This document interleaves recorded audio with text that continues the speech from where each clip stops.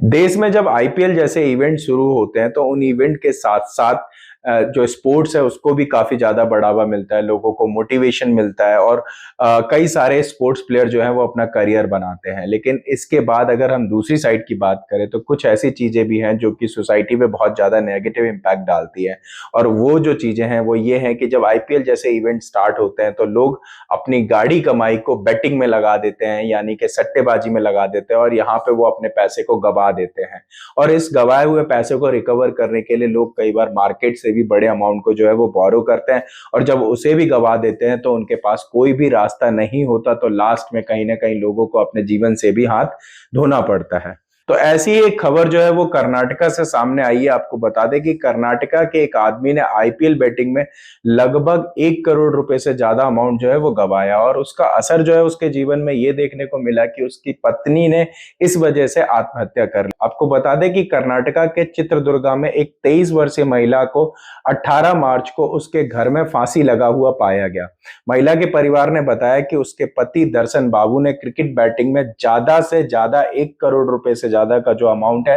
वो गवाया है, यानी कि उसको बैटिंग में लॉस हुआ है। और ये जो बैटिंग में ज्यादा लॉस हुआ है उसका जो मेन कारण है वो पैसा जो है वो आईपीएल के मैचों में लगाया गया है। और ये जो व्यक्ति है दर्शन, आपको बता दें कि ये होसदुर्गा में माइनर इरिगेशन डिपार्टमेंट में एक असिस्टेंट इंजीनियर के रूप में काम करता था। साथ ही आपको बता दें कि इसको जो बैटिंग करने की लत लगी, यानी कि आईपीएल के टाइम पे इसने बैटिंग की है, वो साल 2021 से लेके साल 2023 के टाइम पीरियड में की है और इसमें ज्यादा पैसा जो है वो आईपीएल के मैचों के टाइम पे लगाया गया है। अब उसको इससे क्या हुआ कि उससे उसको रेगुलर इंटरवल पे पैसा लगाने के वजह से जुए की लत लग गई, यानी कि अब इन के वजह से जो उसकी वाइफ है और दर्शन है, इन दोनों को कई तरीके की फाइनेंशियल प्रॉब्लम का सामना करना पड़ता है। दावा किया गया है कि दर्शन ने अपने बैटिंग नुकसान को रिकवर करने के लिए अपने बैटिंग वेंचर को कंटिन्यू बनाए रखने के लिए 1.5 करोड़ से ज्यादा का मार्केट से कर्जा लिया। हालांकि उसने जो कर्जा लिया था उसमें से 1 करोड़ रुपए तक का अमाउंट वापस कर दिया था, लेकिन फिर भी उसके ऊपर लगभग 84 लाख रुपए का कर्जा जो है वो बाकी था। दर्शन की वाइफ रंजिता जो थी, उन्होंने 2020 में दर्शन से शादी की थी और 2021 में रंजिता को दर्शन की जो बैटिंग एक्टिविटी है उसके बारे में पता चल गया था।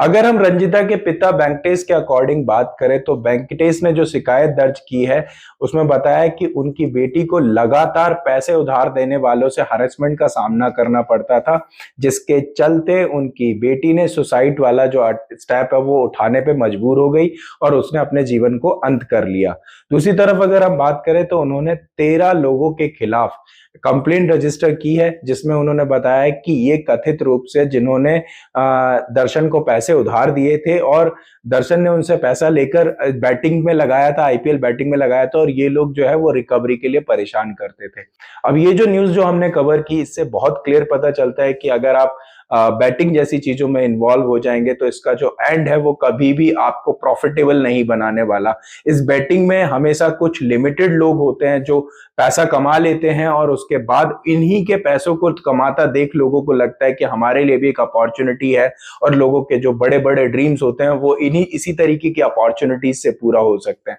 बट अगर हम कंक्लूजन पे आए तो फाइनली इस रिपोर्ट के बाद, इस न्यूज के बाद हम यही कह सकते हैं कि जो अंत है इसका वो कभी भी सही नहीं होने वाला है। तो हमारी समझदारी जो बनती है वो ये बनती है कि हम किसी भी तरीके की बैटिंग एक्टिविटीज में इन्वॉल्व ना हो, अपने पैसों को नुकसान में ना डालें और खासकर इतना पैसा तो हम कभी भी दांव पे ना लगाएं जहां पे हमें कर्जा लेना पड़ जाए उस पैसे को रिकवर करने के लिए और बाद में वो पैसा भी हम ना रिकवर कर पाए।